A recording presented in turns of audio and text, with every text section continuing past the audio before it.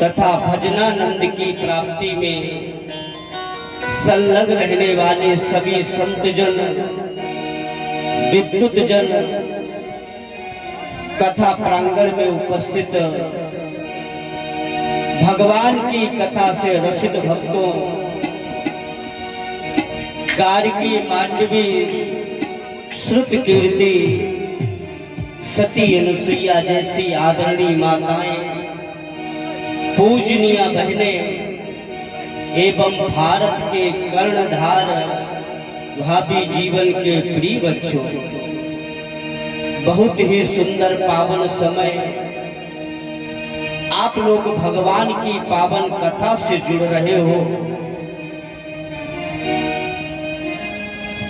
और उधर पवित्र नैमिष में सूत भगवान के माध्यम से शौनक महात्मा पवित्र नैमिष में भगवान की पावन कथा को श्रवण करते हैं।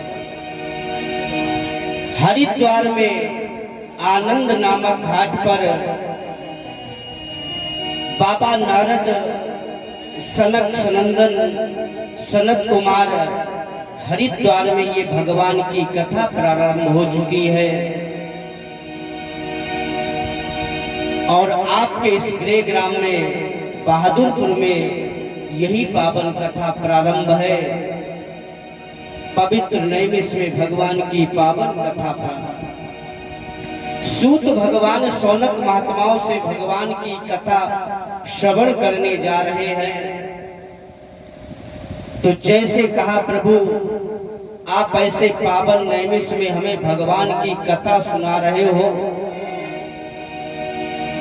कहा प्रभु, इसे नैमिष को बर की उपमा क्यों दी गई? परीक्षित जी की।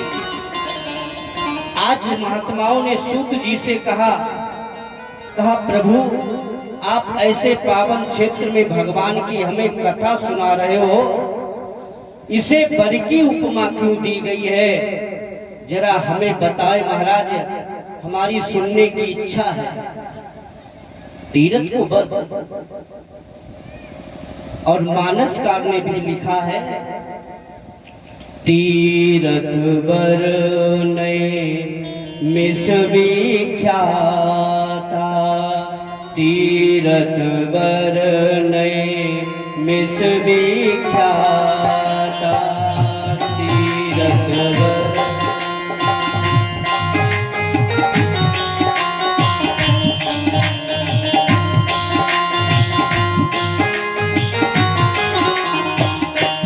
तीरथ बर नैमिष विख्याता,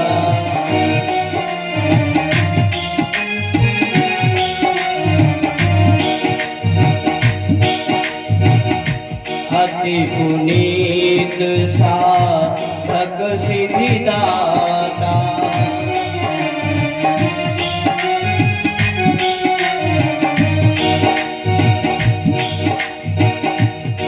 प्रभु, इसे बर की उपमा क्यों दी गई है? तो आज सूत भगवान शौनक महात्माओं को बता रहे, तीरथ बर नैमिष विख्याता, अति पुनीत साधक सिद्धदाता। काहे महात्माओं, ये साधना करने के लिए बड़ा ही सिद्ध स्थान है नैमिष। तो कहा, हे महात्माओं, जैसे बारात में दूल्हा मुख्य होता है, परीक्षित जी, जैसे बारात में दूल्हा बर, अगर दूल्हा बारात ना जाए, बाराती अगर पहुंच जाए कितने सुंदर वस्त्र पहनकर, सोने के आभूषण पहनकर, तो वहां पर बारातियों का सम्मान नहीं होगा अगर दूल्हा ना जाए। उसी प्रकार बताया, अगर दूल्हा पहुंच जाए बारात में और बाराती चाहे लोवर पैंट पहन के पहुंच जाए तो सम्मान होगा। उसी प्रकार सूत भगवान ने कहा, सारे तीर्थों का ये बर नैमिष है, सारे तीर्थों का बर है। का महाराज, इसे उपाधि कैसे प्राप्त हुई है? तो आज सूत भगवान शौनक महात्माओं को बता रहे, जिस समय वृत्तासुर का आतंक बढ़ गया था, देवता सारे परास्त हो गए, भयभीत होकर भाग गए, तो सारे देवता ने भगवान से प्रार्थना की तो भगवान ने देवताओं से कहा, अगर आपकी कोई रक्षा कर सकता है तो पवित्र नैमिष में महात्मा दधीच अगर अपने शरीर का दान कर दे तो आप वृत्तासुर को मार सकते हो, तभी आप लोगों का कल्याण होगा। सारे देवता महात्मा दधीच की शरण में पहुंचे। महात्मा दधीच से कहा, प्रभु हमारी रक्षा करो, धर्म की रक्षा करो। महात्मा दधीच ने विचार किया, ये देवता लोग सुख भोगने के लिए हमारे शरीर का दान मांग रहे हैं, तो एक बार तो मना कर दिया, पर जब देवताओं ने ज्यादा आग्रह किया है, प्रभु संसार के कल्याण के लिए और सृष्टि के कल्याण के लिए आपके शरीर का दान बहुत ही जरूरी है, तो आज महात्मा दधीच ने देवताओं से कहा, मैं अपने शरीर का तो दान करूंगा, पर मैं जब शरीर का दान करूंगा तो मेरे सामने सारे यहाँ पर तीर्थ विराजमान हो, तभी मैं अपने शरीर का दान करूंगा।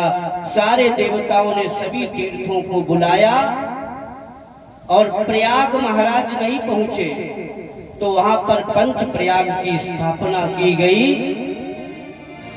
तो आज सूत भगवान शौनक महात्माओं को बता रहे, यहाँ पर सारे तीर्थों का वर है, सारे तीर्थ जाओ पर नैमिष का दर्शन करना चाहिए। जैसे बारात में दूल्हा मुख होता है, उसी प्रकार सारे तीर्थों में ये नैमिष भी दूल्हा है, वर है।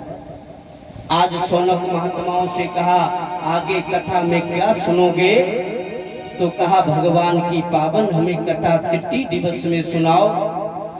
सूत भगवान ने कहा, 2 बार भगवान का हरि संकीर्तन, आगे पावन कथा में प्रवेश करेंगे।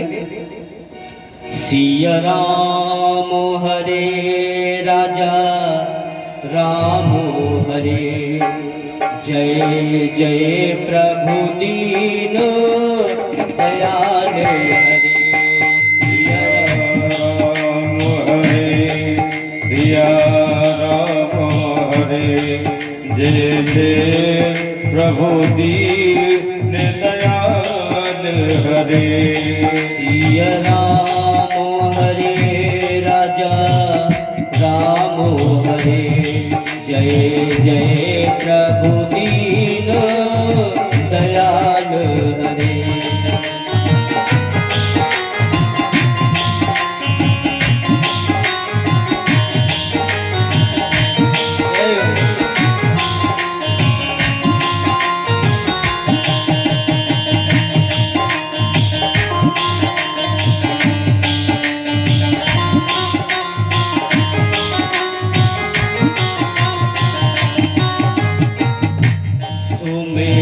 पवन सुत पावन नामो,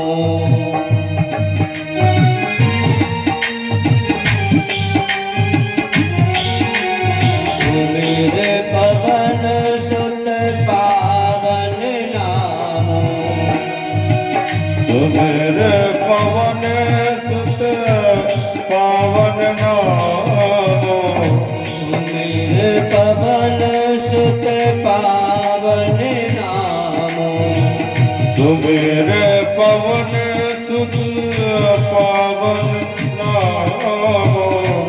अपने बसे करी राखे सरामो, अपने से बस करे राखे जरामो, अपने बसे करी राखे सरामो, अपने बस करे राखे सरामो।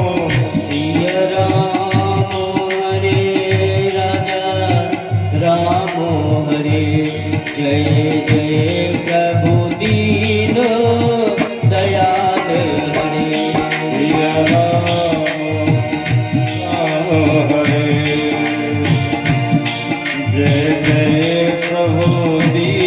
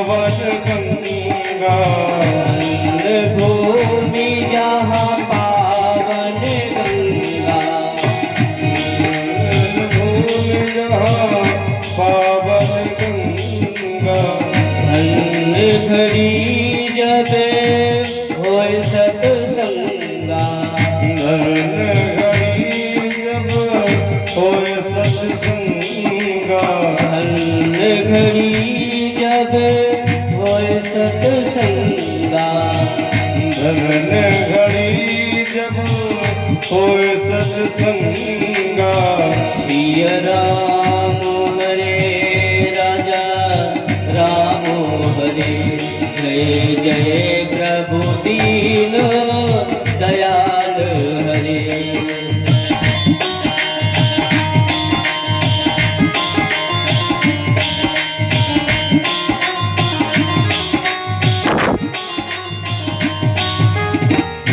जय जय प्रभु दीन दयाल हरे दयाल हरे बोले राजा रामचंद्र की जय हो। पवन सुत हनुमान की